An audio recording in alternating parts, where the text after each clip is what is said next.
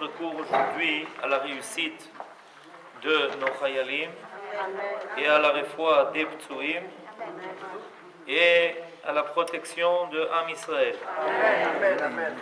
Alors, on va étudier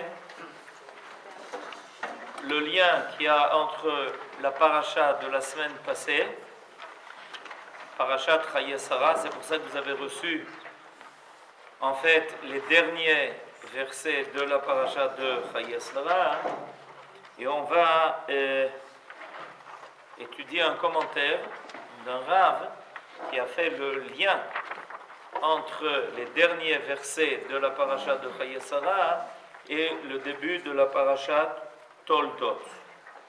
Et cette étude se fait à propos du dernier verset de la paracha de Chayei Sarah. Alors, lisons le verset. Alors, il s'agit ici de ce qui est dit à propos de Ishmaël. Tout rapport avec la réalité n'est pas fortuit. Alors, on est au verset Tetzaïn, c'est le maftir. Elehem bene Ishmael ve'ele shemotam. Bechatzrehem, pasuk Tetzaïn. 3 versets avant la fin. Elehem bene Ishmael ve'ele shemotam bechatzrehem. U betirotam. 12 נשיאים לאומותם, ואלה שני חיי ישמעאל, 100 שנה ו30 שנה ו7 שנים, ויגבר וימות ויאסף אל עמיו. Donc on nous dit que de Ishmaël sont sortis 12 princes, et que la vie de Ishmaël était de 137 ans, et que finalement il a été enterré. Et dernier verset de la paracha, Vayishkenu mechavila ad Shur, et on nous dit géographiquement où se situent donc les tribus de Ishmaël, de Chavila jusqu'à Shur, Asher al pnei Mitzrayim, qui se trouve à l'est de l'Égypte, c'est à peu près l'Arabie Saoudite, Bo'acha Ashura, en direction de Ashur, donc entre l'Égypte et Ashur.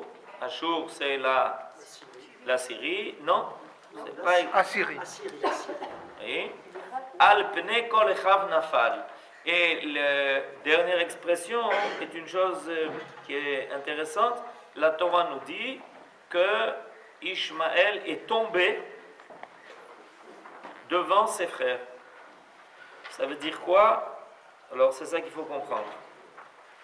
On va lire le commentaire du Rav Tziyuda Cohen Kook qui se trouve tout à fait en bas de la page, en plus petit caractère.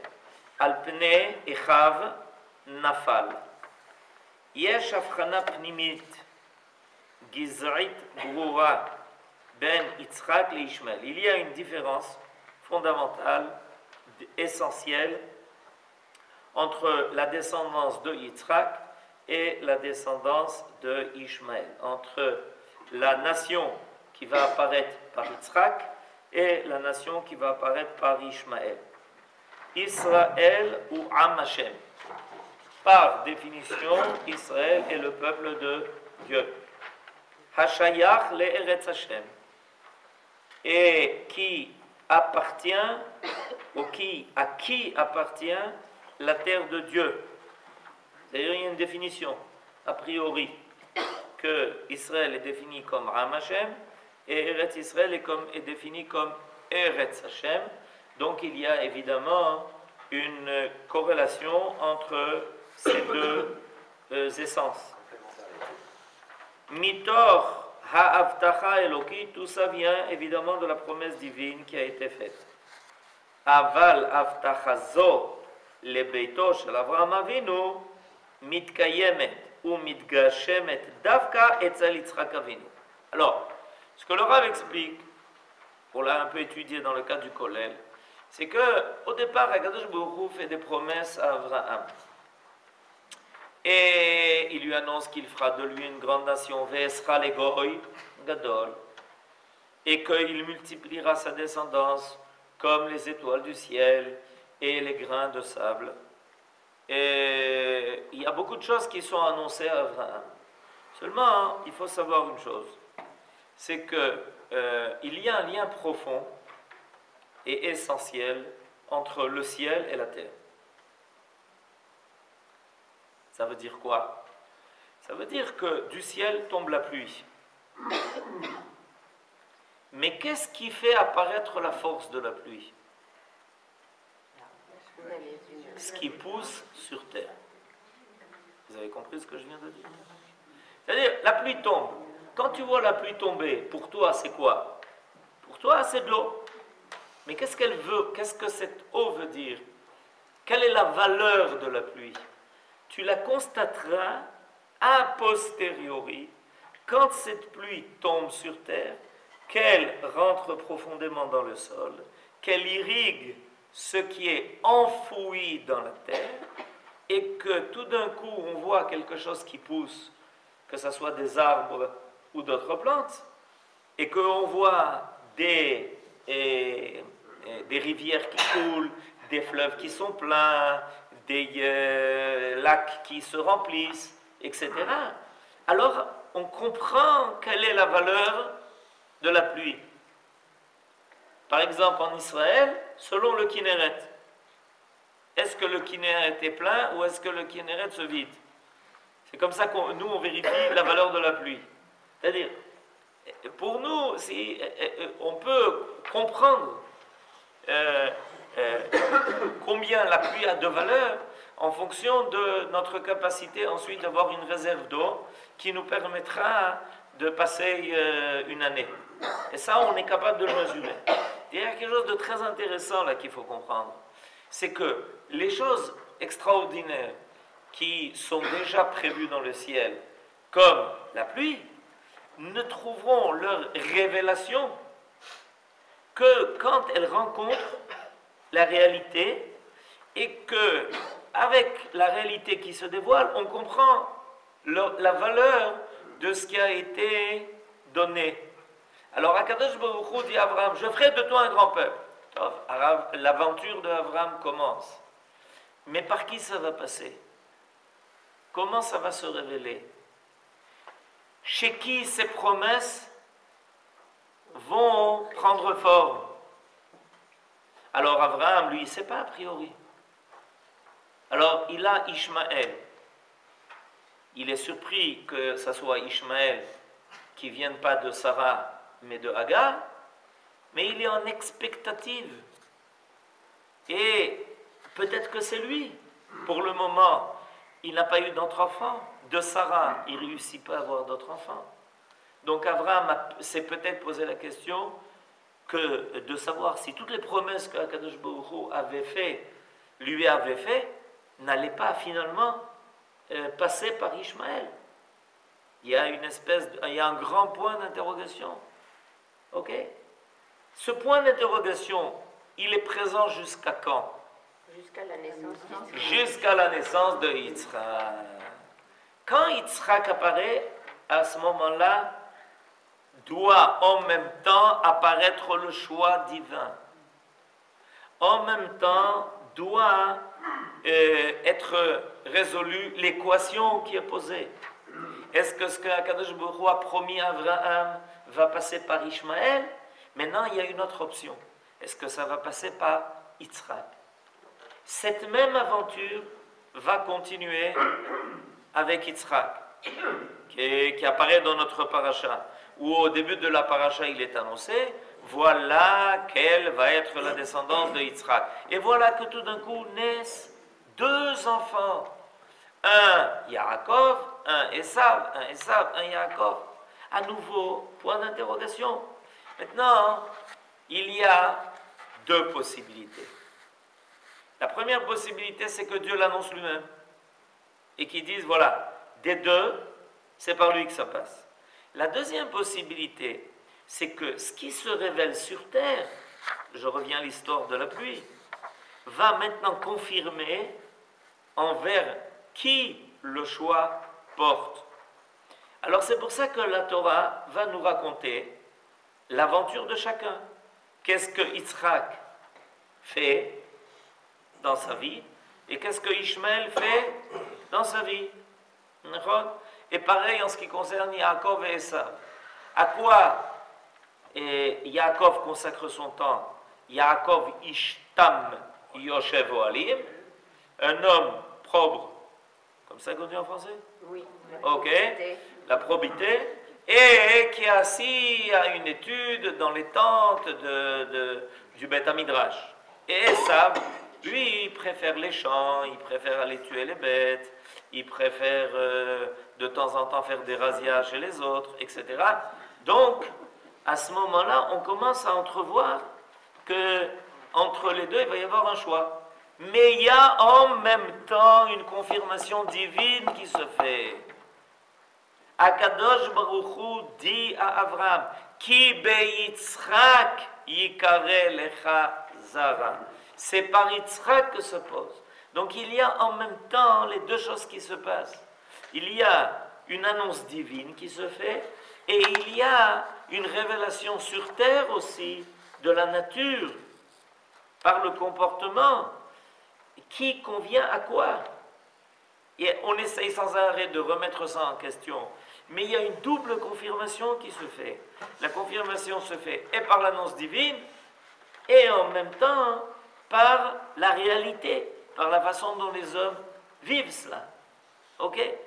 Finalement, Akadosh Baruch Hu, il n'a pas donné la Torah au mont Sinaï, ni aux descendants de Ishmaël, ni aux descendants de Esav. Il va y avoir une confirmation divine qui va se faire. Et en même temps, dans le comportement de ces enfants-là, on constate qu'il y a quelque chose qui va continuer la lignée des patriarches ou quelque chose qui va infirmer le comportement des patriarches. Alors, là, donc, il faut bien que ça soit clair. Quand Akadosh Baruch Hu a promis la terre choisie, Eretz Canaan, il a promis à celui qui sera élu pour être celui qui va continuer l'aventure d'Abraham.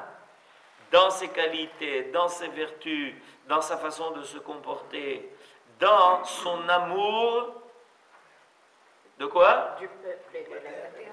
De l'humanité. Abraham est celui qui est défini comme celui qui essaye de tout sauver, qui prie même pour Sodome et Gomorrhe. Peut-être qu'il y a là-bas des gens qu'on peut récupérer. Il est inquiet pour tout le monde. Il va faire la première guerre mondiale pour sauver des tyrans qui existaient à l'époque. Ils étaient 3 rois, des tyrans, 4 rois qui voulaient semer la terreur sur tous les autres. Et il va en guerre pour sauver toute l'humanité de la tyrannie de ces 4 rois, dont un était Nimrod d'ailleurs. Chazal, oui, Estelle. Il y a quelque chose qui est troublant, parce qu'à l'échelle d'Abraham, vous venez de le dire, il y a un décalage chronologique. Il a Yitzhak, il ne sait pas qui va avoir. Alors qu'il y a quelque chose de troublant à l'échelle de Yitzhak, c'est qu'il y a une concomitance évidente entre la lignée d'Ishmaël, enfin la lignée de Esav et la lignée de Yaakov. Donc il y a Pas Ishmaël, Esav et Yaakov. Esav, Yaakov, pardon. Oui, ok. Donc cette concomitance, elle génère un trouble. Nahon, bevadaï. Et on va exploiter ce trouble. On va exploiter ce trouble en essayant de prétendre que peut-être c'est la descendance de Esav qui est Israël. Mais il faut bien, quand on étudie la Torah dans sa totalité, alors on s'aperçoit qu'il y a sans arrêt des confirmations divines. C'est Yaakov qui rencontre l'ange. C'est Yaakov qui va se battre avec l'ange. C'est Yaakov qui va arriver à vaincre l'ange de Esav. C'est Yaakov qui va s'entendre appeler maintenant Israël. On peut sans arrêt se servir de ce trouble-là. Bémet, ce trouble-là, il vient du fait que ces 2 frères sont des jumeaux et qu'il y avait une possibilité, mais ça c'est une étude qui se fera plus tard, pas dans notre paracha, qu'il y avait une possibilité qu'apparaisse une coopération entre ces 2 frères. C'est toujours la même possibilité. Il faut savoir que là où il y a une possibilité de coopération, quand la coopération n'apparaît pas, c'est à ce moment-là qu'apparaît la plus grande, comment on dit ça en français? Non, non, le contraire. Confusion. Non, le contraire. La division. Le plus grand heurt, le plus grand antagonisme. Le plus grand antagonisme va apparaître quand deux associés qui étaient des frères et qui tenaient la même affaire et qui au début n'arrêtaient pas de s'embrasser, vont un jour se quereller et ils vont être les plus grands disassociés qui existent. Deux personnes qui n'étaient pas associées, on est d'accord? Deux personnes qui n'étaient pas associées, ils n'ont pas de querelle. Un, il a son affaire là, l'autre a son affaire là. Maximum, ils sont concurrents. Mais deux associés qui ne s'entendent plus, vous ne savez pas ce que ça donne? Si, vous savez, alors c'est bien. Pourquoi? Parce que là où aurait pu apparaître une union, une fraternité, une coopération, la possibilité de travailler ensemble pour que le monde arrive à son idéal, on est au contraire en heurt permanent, en disant voilà, tu vois, tu n'as pas pu être celui qui a coopéré avec moi. Et bien, pour des gens qui ne se connaissent pas, il n'y a pas de heurt. Mais les heurts se font entre les gens qui se connaissent. D'accord? Yofi. Chazal modim lanu. Nos sages nous enseignent. She'aretz azot shayechet lani molim lishmona. Et à chaque fois, ce que le Rav est en train de dire est très important. Que le Zohar HaKadosh dit que la terre d'Eretz Israël ne revient qu'à ceux qui font partie de la descendance de Yitzhak et qui font la Brit Mila à 8 jours. C'est comme ça que c'est marqué dans le Zohar. Vous avez la source. Donc Yitzhak, à qui on fait la Brit Mila à 8 jours, et dont la descendance de Yitzhak va continuer cette tradition, conviennent à cette terre. Pourquoi? Quel est le rapport entre la Brit Mila et Eretz Israël? Quel rapport? Mais le rapport, il n'arrête pas d'être affirmé dans la Bible. Puisque pendant 40 ans, les enfants d'Israël n'ont pas fait de Brit Mila dans le désert, dès qu'ils franchissent le Jourdain, Yoshua dit, hop, on s'arrête.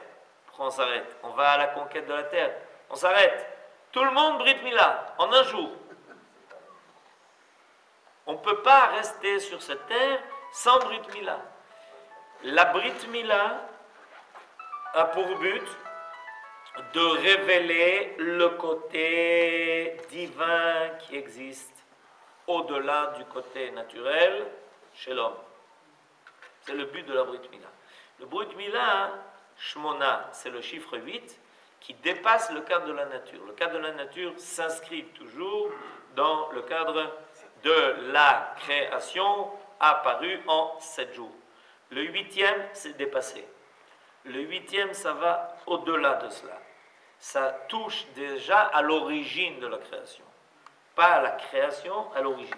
Ça veut dire quoi l'origine de la création? C'est pas le centre où on fait courir les particules à très haute vitesse. L'origine de la création, c'est l'idée de la création. Ça veut dire pourquoi le monde est créé. Pourquoi, c'est-à-dire vers quelle est sa finalité. Quand on est déjà... Le 7 nous fait vivre, voilà, ça c'est la nature. Le 8 nous dit, non, il y a une raison à cela, il y a un but à cela. Et évidemment, ce n'est pas surprenant que la Brit Mila se trouve à l'origine de la généalogie. Donc, on est dans la source des choses. Et la terre d'Eretz Israël a pour but de faire apparaître non pas le cadre de la création, mais le but de la création. L'idéal du monde créé. Vers où ce monde va-t-il? Où on va? C'est le Eretz Israël. Et c'est pour ça que quand Akadosh Baruch Hu s'est révélé pour Abraham pour lui dire de quitter la Mésopotamie, Babylonie, etc., il lui dit de façon très particulière, Lech lecha el haaretz asher ar'eka. C'est-à-dire que Eretz Israël n'est pas définie géographiquement. Elle est définie comme étant la terre que je te montrerai. C'est-à-dire que Eretz Israël est par essence la terre où Dieu montre quelque chose. Et on n'arrive pas. C'est pas on débarque, on est arrivé, point final, on est tranquille, on s'endort sur l'oreiller. Pas du tout. Ça s'appelle Eretz Asher Ar'eka. C'est-à-dire qu'on est dans un dépassement permanent de toute limite.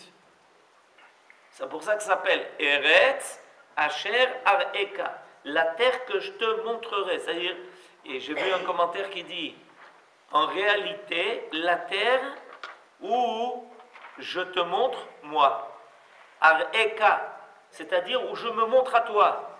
C'est une terre sur laquelle, Ken, le but c'est que tu arrives à me rencontrer. Asher Ar'eka. Là-bas où tu es, tu ne peux pas me rencontrer.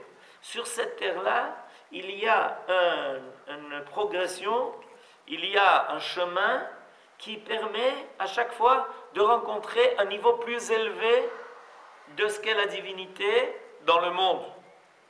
Dans d'autres géographies, il y a des limites. Quand on est au pôle Nord, il fait trop froid. C'est difficile de rencontrer Akadosh Baruch Hu au pôle Nord. C'est très difficile. Et quand on est dans l'équateur, c'est aussi très difficile de le rencontrer, il fait trop chaud. Impossible. C'est impossible. Il est difficile dans des conditions, il faut qu'il y ait quelque chose qui permette à l'homme de rencontrer. Kan mitgale ha'evdel ben Yitzhak le Ishmael. À propos de cette Brit Mila, qui va être faite à 8 jours, là va se révéler la différence entre Yitzhak et Ishmael. Brit Mila, Inyana Gdushat Aguf. La Brit Mila a pour but de révéler la Gdusha qui se cache même dans le corps. Gdushat Aneshama Shemitgala Baguf. La Gdusha de la Neshama qui se révèle dans le corps. Donc il y a deux Gdushot. Il y a la Gdusha du corps et la Gdusha de la Neshama qui se révèle dans le corps. C'est-à-dire que le corps ne s'oppose pas à la Neshama. Il y a, dans tous les livres, on vous parle de la lutte, de l'antagonisme qu'il y a entre le corps et l'âme. C'est le classique. Eh bien, la Brit Mila fait que on peut ne pas être dans ce conflit.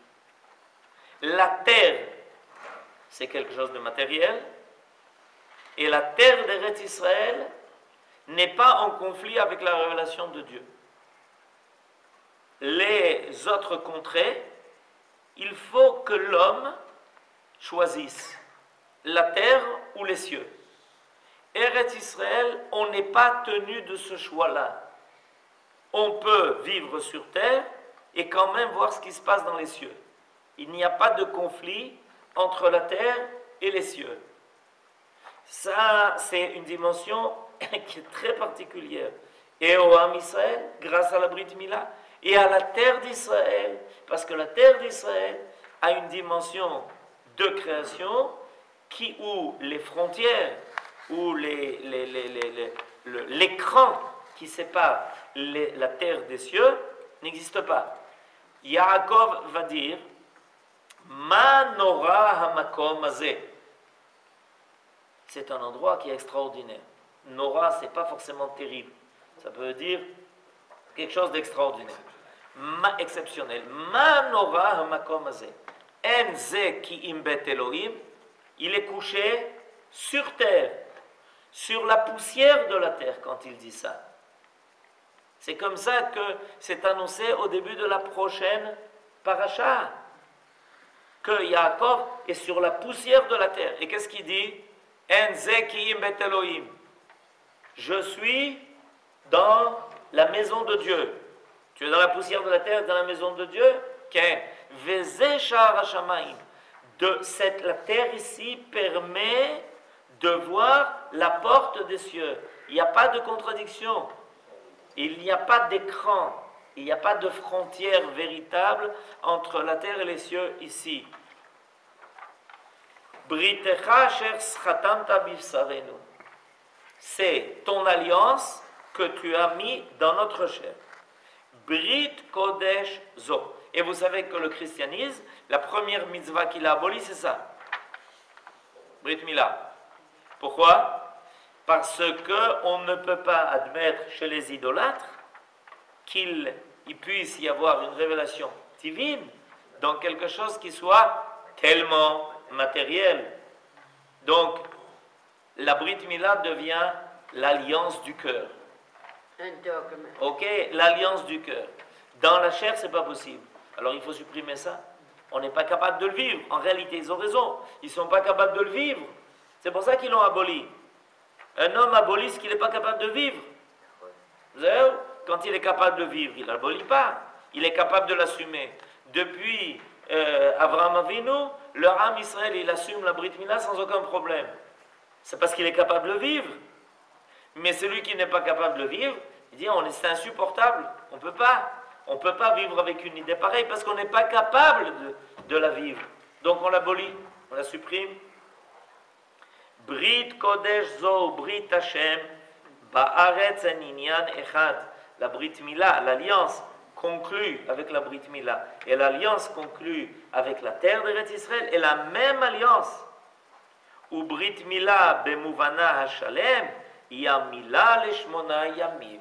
Et une Brit Mila véritable, c'est celle qui se fait à 8 jours en particulier, où à ce moment-là, il y a déjà au niveau de l'homme qui est né, du bébé, une autonomie de vie. Avant 8 jours, il n'y a pas d'autonomie de vie.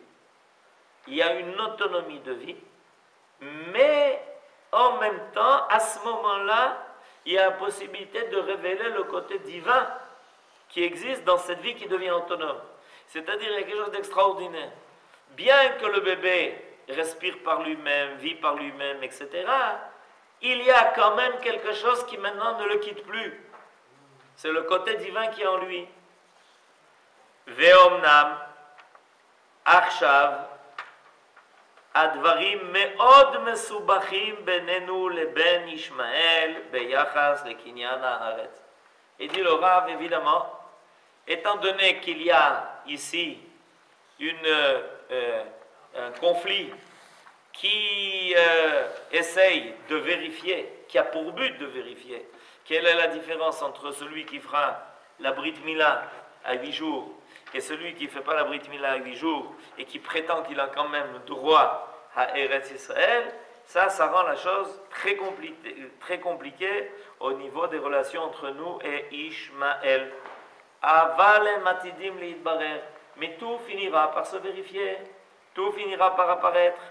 Kedivre ba'alaturim, selon l'enseignement connu, et ça c'est donc l'enseignement que je vous ai annoncé au début du cours.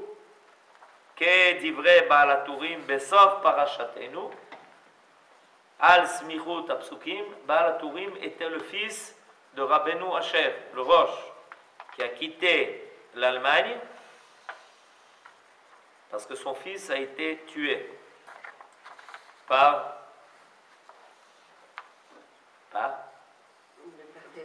les croisés,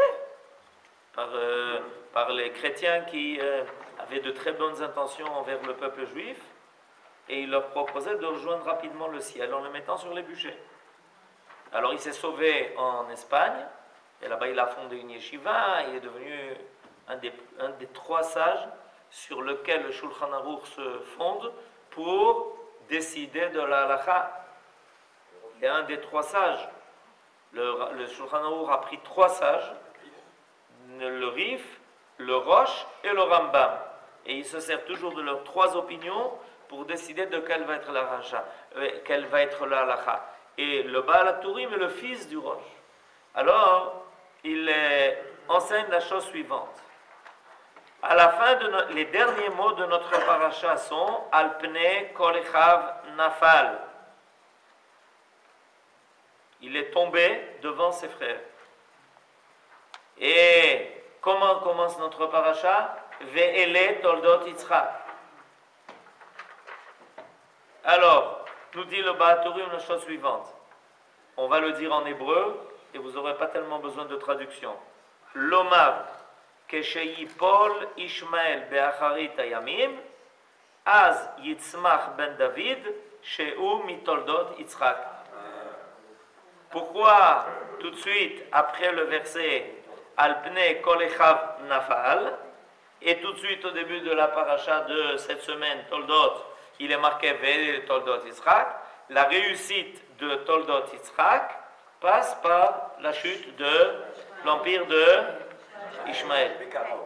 Tout rapport avec la réalité n'est pas fortuit.